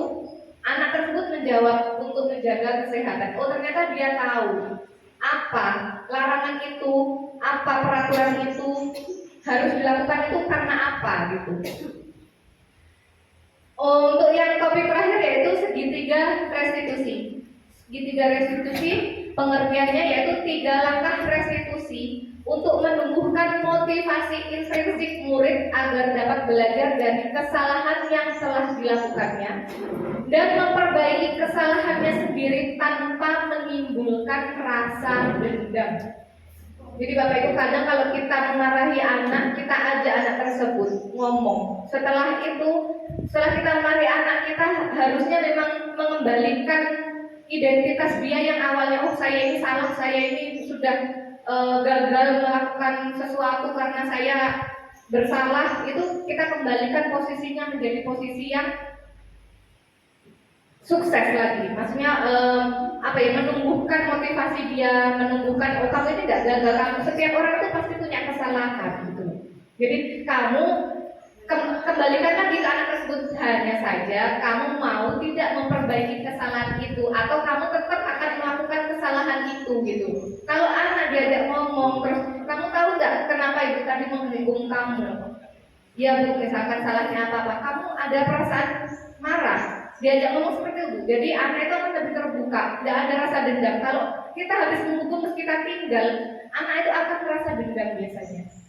Tapi kalau kita ajak ngomong, kamu tahu nggak kesalahannya apa? Anak akan menyadari, oh saya salahnya seperti ini.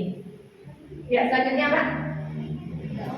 Nah ini segitiga restitusi. Yang pertama yaitu menstabilkan identitas seperti yang saya bilang tadi, yaitu setiap orang pasti pernah melakukan kesalahan.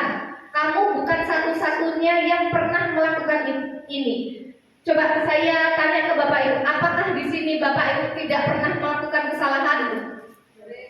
Pasti melakukan kesalahan kan? Nah, ya jadi kita tidak boleh langsung menjudge anak kamu itu gini. Tapi setiap orang itu pasti pernah melakukan saja. Hanya saja kita bisa belajar tak dari kesalahan tersebut gitu.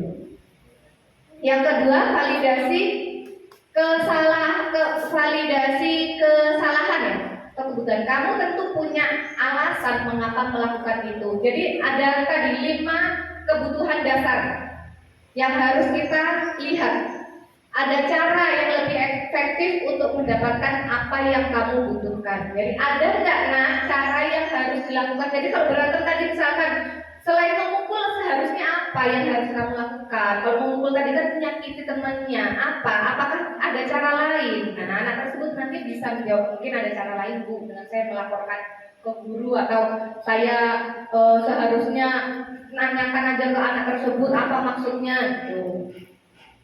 Jadi mengajari anak untuk tanggung jawab apa yang sudah dia lakukan, apa yang harusnya diperbaiki gitu Bapak Ibu. Yang terakhir nilai-nilai apa, menanyakan keyakinan, mengembalikan lagi ke anak tersebut keyakinan apa yang sudah disepakati. Nilai-nilai apa yang kita sepakati, kamu ingin menjadi orang seperti apa? Misalkan saya ingin jadi TNI, kalau TNI itu harus seperti ya gimana? Ayo, misalkan saya orangnya harus tepat waktu ya, berarti kan kamu harus memperbaiki itu gitu. Yuk selanjutnya Pak.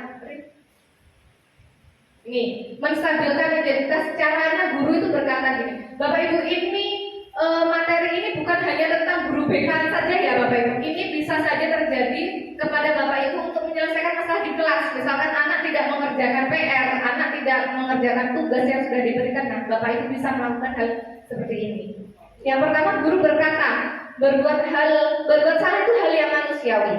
Tidak ada manusia yang sempurna. Bapak atau Ibu juga buat salah, kita pasti bisa menyelesaikan permasalahan ini. Bapak atau Ibu tidak tertarik untuk mencari tahu siapa yang benar, siapa yang salah. Bapak Ibu lebih tertarik untuk menyelesaikan masalah. Kalau kamu menyalahkan dirimu sendiri terus-menerus, apakah kamu bersikap baik pada dirimu sendiri? Ini menstabilkan identitas anak. Jadi anak tadi yang sudah melakukan kesalahan, kita angkat lagi. Selanjutnya, Pak Pri. Ini validasi kebutuhan. Kamu bisa saja melakukan hal yang lebih buruk, tetapi kamu tidak melakukannya kan? Kamu pasti punya alasan mengapa kamu melakukannya. Apa yang penting bagi kamu? Kamu boleh tetap berusaha menjaga sikap itu, tapi tambahkan sikap yang lainnya. Maukah kamu belajar cara lain untuk mendapat yang kamu butuhkan tanpa harus memukul? Apakah kamu bisa melakukan dengan lebih baik besok lagi? Nah, itu untuk validasi kebutuhan. Seperti yang tadi, kebutuhan dasar anak tadi, ada penguasaan, kebebasan, kasih sayang, rasa diterima, kesenangan, bertahan hidup. Selanjutnya, menanyakan keyakinan. Ini mengembalikan lagi ke keyakinan yang sudah dibuat bersama. Apa nilai universal yang kita percaya di kelas atau di sekolah? Tadi kan Pak Pri hanya menyebutkan profil pelajar Pancasila ya. Nilai universal itu contohnya banyak Bapak Ibu. Jadi keselamatan, kebersihan, menyayangi, itu nilai universal. Ada nilai yang terkandung gitu di dalamnya. Terus kelas yang ideal itu seperti apa sih? Kamu ingin jadi anak seperti apa sih? Apa yang kamu rasakan ketika kamu melakukan itu? Kamu menjadi orang seperti apa? Misal kamu memukul anak itu, apa yang kamu rasakan? Nah, kalau kamu berada di posisi anak tersebut, kamu dipukul, apa yang kamu rasakan? Kita kembalikan kan? Apa yang harus kamu lakukan untuk memperbaiki kesalahan kamu? Ini adalah menanyakan keyakinan, tahapan menanyakan keyakinan. Selanjutnya, nah ini refleksi untuk Bapak Ibu dan saya juga. Hal baru apa yang mengubah paradigma saya yang saya dapatkan dari kegiatan diseminasi ini? Mungkin ada yang mau menjawab atau mau berbagi pendapat. Hal apa yang sudah awalnya mengubah pandangan saya itu seperti ini. Mungkin tadi ya, yang pertama tadi, pertanyaan pemantik tadi ya, penghargaan bisa menumbuhkan motivasi anak. Itu tuh kalau kita terus-terusan memberi penghargaan, apakah anak akan termotivasi sendiri, Bapak Ibu? Tidak kan? Tidak. Karena anak akan tergantung. Kalau tidak ada penghargaan, ya sudahlah, saya tidak mau melakukannya. Kalau saya tidak mendapatkan hadiah, ya saya tidak mau. Berarti kan ada, ternyata penghargaan itu sesuatu yang tidak diperbolehkan terus-terusan dilakukan gitu ya Bapak Ibu. Terus yang kedua, perasaan apa yang muncul selama mengikuti diseminasi ini, khususnya mengenai makna disiplin dan motivasi diseminasi ini, khususnya mengenai makna disiplin dan motivasi intrinsik. Ada yang mau menjawab? Perasaan apa yang muncul ketika mengikuti kegiatan ini setelah Bapak Ibu terima 5 posisi kontrol tadi mungkin? Ada? Oh iya Pak Irwan silahkan. Oh iya. Assalamualaikum warahmatullahi wabarakatuh. Sebelum menjawab Bu, saya perlu bertanya dulu di sini berkaitan dengan kata among. Peran among ini apa ya? Ini yang pertama dulu, jadi mohon dijawab. Dan mungkin kalau tahu kata among, saya mungkin punya gambaran apa jawaban saya.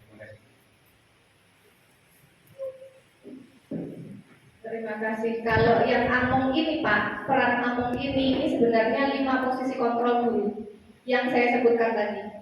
Kalau di dalam kurikulum 13 kan ada juga among ya dari KHD ya. Filosofi KHD itu menuntun. Kalau among itu menuntun anak, gitu.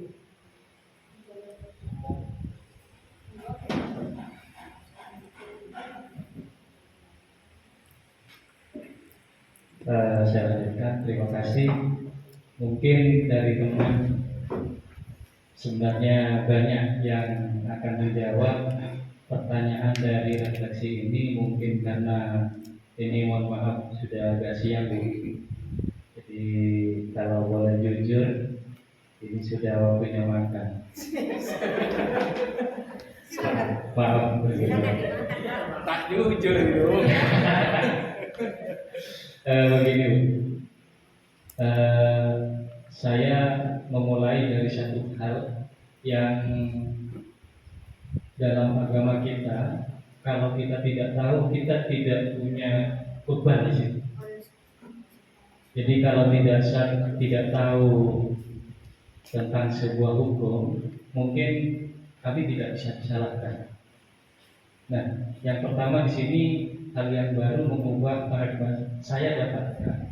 Jadi kami sebelumnya tidak tahu dengan hal yang seperti ini, sehingga ketika kami tahu, kami baru sadar. Secara teori ada seperti itu.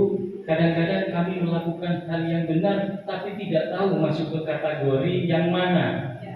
Jadi ini informasi yang sangat bagus untuk kami, terutama saya yang mungkin sangat baru dalam hal ini. Yang kedua, perasaan apa yang muncul selama mengikuti diseminasi ini, khususnya mengenai makna disiplin dan motivasi inklusif. Kalau saya pribadi, saya tidak mewakili teman-teman, jadi nanti kalau tidak dijelaskan jadi salah. Jadi saya merasa banyak hal yang kami lakukan tanpa disadari itu adalah sebuah kesalahan. Tapi kembali ke pasal yang tadi, kalau tidak tahu itu tidak dikenai pasal. Jadi artinya kami cuma merasa bersalah karena tidak tahu. Kemudian yang kelima ini, yang ketiga, peran Among seperti apakah saya telah lakukan sebelum mengikuti seminar diseminasi ini. Yang pasti Bu, seperti tadi dibahas itu, pasti untuk yang kelima itu kami jauh. Jadi kebanyakan di level paling atas itu.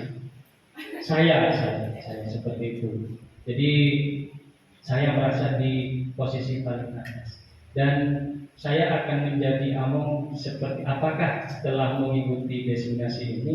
Nah, kalau tadi dikatakan tidak tahu, kami tidak punya tanggungan di situ, tapi setelah tahu kita harus ke yang kelima. Kalau sudah tahu, karena ada yang mengatakan ini bisa jadi sebuah malpraktek dalam dunia pendidikan. Jadi setelah mengikuti ini, paling tidak kita secara pelan, saya bukan kita, tapi saya berusaha untuk berubah ke arah yang lebih baik, walaupun tidak dalam kapasitas yang sempurna di kontrol manajer. Terima kasih. Terima kasih. Assalamualaikum. Terima kasih untuk Pak Irwan. Beri tepuk tangan teman-teman. Terima kasih sudah mengutarakan apa yang didapat ya Bapak. Mungkin ada lagi Bapak Ibu? Fitri? Ya. Bahasa Indonesia.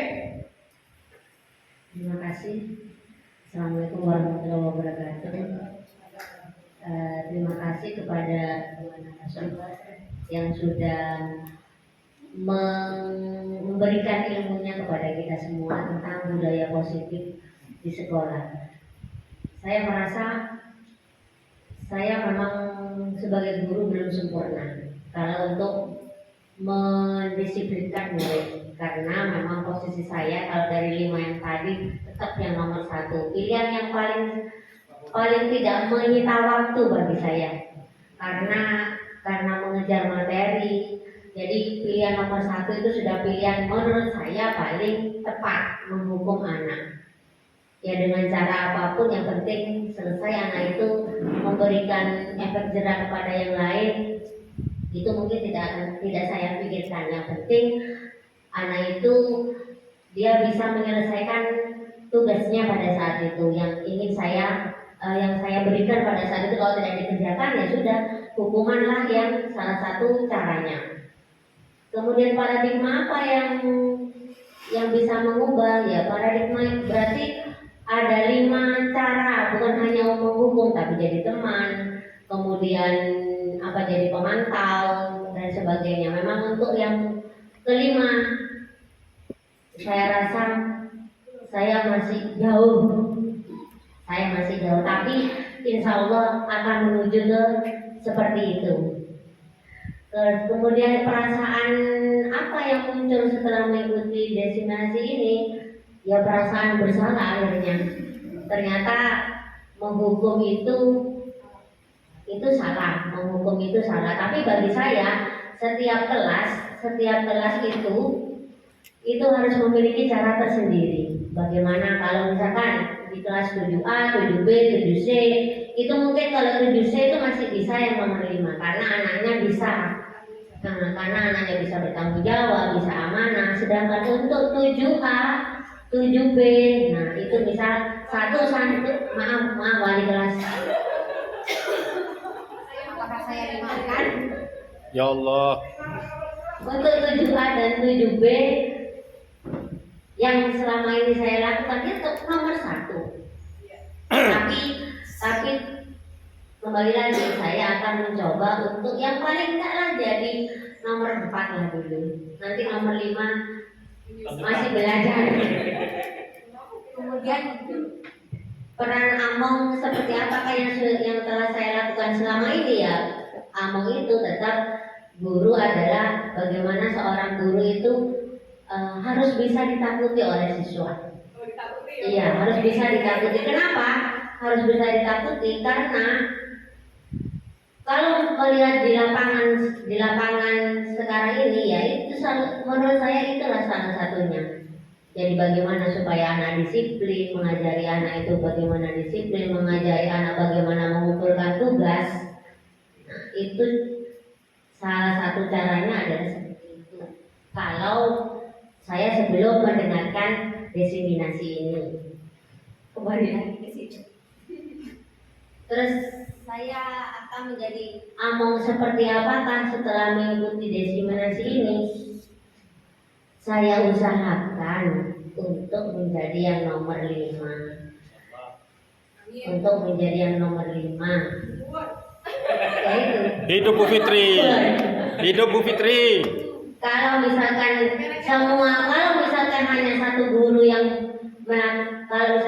hanya satu guru saya rasa itu hal yang mustahil. Tapi kalau misalkan semua guru bercita-cita untuk menjadi yang nomor 5, insya Allah itu semuanya bisa. Terima kasih. Assalamualaikum warahmatullahi wabarakatuh. Wah, hebat semua ini jawabannya dari Bapak dan Ibu. Ini pun juga jadi refleksi saya Bapak Ibu. Sebelum saya mendapatkan materi ini pun saya juga merasa mendisiplinkan anak dengan menghukum itu yang paling efektif. Karena tadi seperti yang disebutkan oleh Bu Fitri, yang paling singkat biar tidak bertele-tele. Jadi langsung saat itu juga ada efek jerah. Tapi ternyata kenyataannya ya tidak jerah anak-anak. Berkali-kali ya tetap aja dilakukan gitu. Memang ada anak seperti yang saya sebutkan tadi ya Bu Fitri, ada anak yang bertanggung jawab bisa kita berada di posisi kelima. Tapi untuk anak-anak yang kurang memiliki tanggung jawab, kurang bisa bertanggung jawab pada dirinya sendiri, kita masih bisa melakukan hal nomor 1 sampai 4. Asalkan tadi kalau hukuman itu tidak ada hubungannya ya dengan pelajarannya. Misalkan kamu ini terlambat 15 menit, ya sudah kamu berdiri di depan bendera seperti ini yang dulu pernah saya lakukan seperti itu. Ternyata memang harus ada hubungannya. Kayak kalau dikira disuruh lari 2 putaran, ya memang ada hubungannya dengan materi pelajaran olahraganya. Iya, atau kita mau jadi guru olahraga semua ya Bapak Ibu. Biar sehat. Iya. Biar sehat. Iya baik, terima kasih. Seperti yang disebutkan oleh Bu Fitri tadi, ternyata budaya positif di sekolah itu tidak akan bisa kita lakukan kalau kita hanya 1-2 orang yang melaksanakannya Bapak Ibu. Jadi memang kepedulian kita kepada murid, misalkan menegur murid yang bajunya dikeluarkan, tidak memakai sepatu, ayo kita sama-sama membangun itu, menciptakan sebuah budaya yang positif, lingkungan yang positif untuk anak. Oh ternyata saya kalau misalkan tadi yang sepatu, kenapa kamu disuruh pakai sepatu hitam kok nggak pakai sepatu hitam? Itu kan sebenarnya nilai universal yang terkandung. Kenapa disuruh memakai sepatu hitam? Karena ada keseragaman ya Bapak Ibu, biar tidak ada rasa iri hati. Wow, itu warna, kalau orang kaya kan bisa gonta-ganti sepatu. Nah, itu bisa membuat siswa yang lainnya merasa iri gitu. Baik, selanjutnya Pak Pri. Iya.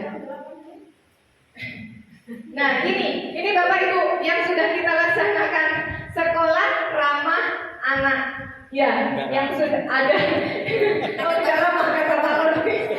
Iya, slogannya sudah kita agung-agungkan, sudah kita print ya Bapak Ibu. Nah, kita kembalikan lagi ke sini. Jadi generasi sekarang itu memang generasi yang paling susah kalau kata pakar ya Bapak Ibu, pakar psikologi. Karena apa? Karena anak ini generasi strawberry kalau bilangnya. Untuk yang sekarang yang bahasa gaulnya itu ya gampang lembek. Misalkan dia melakukan kesalahan, dia merasa dirinya tidak bersalah gitu.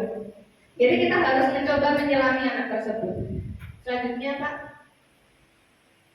Nah, ini terima kasih untuk Bapak Ibu guru yang telah menghadiri diseminasi budaya positif yang saya sampaikan dengan Pak Pri. Untuk sedikit membuat hati kita terbuka Bapak Ibu, ini ada satu film sedikit pendek cuma 3 menit.